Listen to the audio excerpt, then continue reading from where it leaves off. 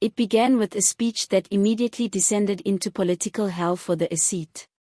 Peter Groenewald of the Freedom Front Plus rose in Parliament and did not hold back. His aim was precise, his allegations blunt, and his delivery left no ambiguity regarding his purpose. President Sir Ramaphosa, he announced, had been engaged in clandestine and dubious prison transactions. Transactions that not only transgressed the trust of the South African people but also degraded the honor of justice itself. The words landed with a thud. For an instant, the chamber hung in stunned silence, the gravitas of the accusation weighing heavy. Even Ramaphosa's most trusted supporters were visibly taken back, unprepared for the audacity of the accusation. And then, as if ignited by a fuse, the room descended into anarchy. Members yelled over each other in rage and incredulity, some jumping from their seats in order to make themselves heard above the din. Opposition benches erupted in applause, grabbing the moment to rally Groenewald, with ANC bigwigs scurrying to defend their besieged leader. But the damage was done. Groenewald's statements had cut through the normal din of politics, leaving South Africans with a single shivery question: is President Ramaphosa selling out justice in secret? His bombshell charge focused on what he referred to as dirty prison deals, a term which would resound long after the chamber had plunged into chaos. In Groenewald's assertion, Ramaphosa and factions in the ANC had been involved in secret negotiations and deal-making inside the prison system, backroom deals for private gain over public interest. Such alleged transactions, he claimed, included high-paying contracts, money favors, and patronage for the politically well-connected.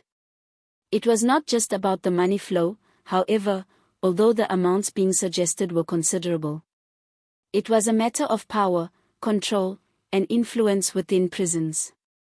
If it were true, then the very institutions designed to promote justice and rehabilitation had been subjected to being bargaining objects for political advantage. Groenewald portrayed a damning portrait of a system where injustice itself was for sale, wherein influence was bought and sold as a commodity, and wherein the rule of law was not a principle to be upheld, but a nuisance to be warped. The implication was catastrophic. Under Ramaphosa's rule, even the prison system that was intended to enforce fairness and accountability was being distorted as an instrument of corruption, repurposed for political and personal survival.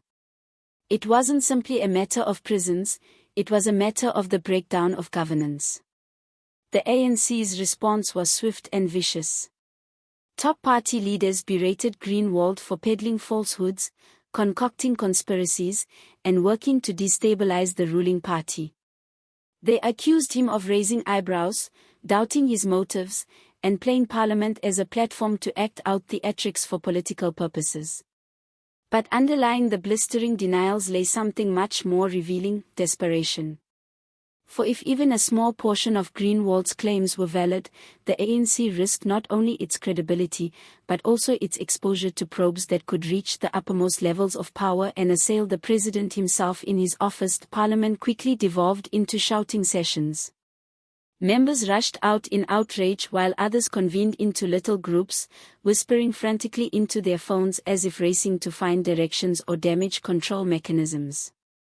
For viewers of the live transmission nationwide, the drama was both disorienting and enlightening. What was supposed to be yet another political show suddenly turned into something else entirely, a living indictment of the ANC's rot within, laid bare before an audience of millions of people. The effect resonated well beyond the Parliament walls. Social media blazed with activity. In a matter of minutes, hashtags relating to Ramaphosa's supposed prison deals were trending on online platforms. An angry citizen refilled timelines with opinion, calling for explanations and asking how much more betrayal they were being asked to take from leaders who had already let them down so many times. For countless people, Groenewald's words touched a raw nerve that had been laid bare for years by one scandal after another. South Africans already saddled with increased crime, wide-scale corruption, deteriorating state institutions, and the burden of unemployment were confronted with an even more catastrophic possibility, that even the justice system, the last bastion of order, had been tainted. It was not about prison deals or corrupt deals. It pierced deeper, rocking the very pillars of confidence in democratic institutions. It sent a chilling question into the air. If the prison system itself was tainted, if behind-the-scenes deals were being made in the dark, then what hope was there for accountability, justice, or the rule of law? Things were made worse still for the ANC by President Ramaphosa's reaction, or lack thereof. Rather than meeting the claims head-on, he remained strangely quiet. That silence is growing deafening day by day. Some see it as a strategy, a cool attempt at not giving green light to Groenewald's allegations by not reacting straight away. Silence can be a shield for some, a staying quiet till the storm blows away. But for others, it is a risky bet. Silences in the time of scandal are rarely innocent in politics. They are usually interpreted as indicative of guilt. South Africans are asking questions.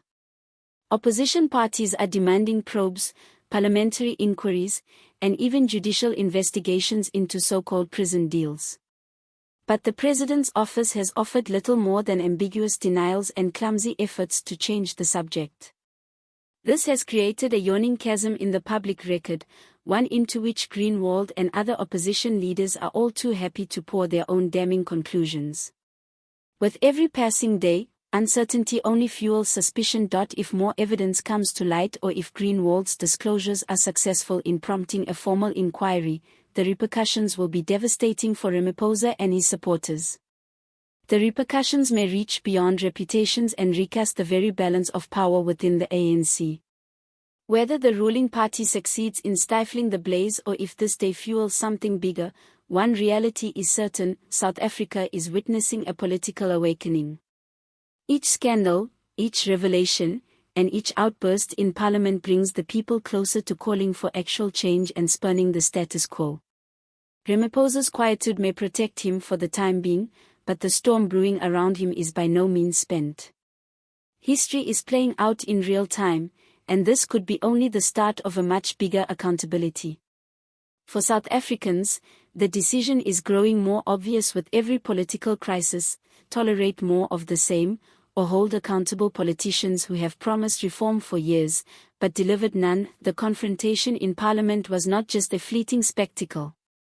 It was a reminder that unmitigated power causes corruption and that citizens do not have the luxury of silence. If you want to get ahead of the storm and see every turn and twist in this unrolling political saga, subscribe now and activate notifications so you don't miss a single update as the truth continues to surface. And join your voice in the comments section below.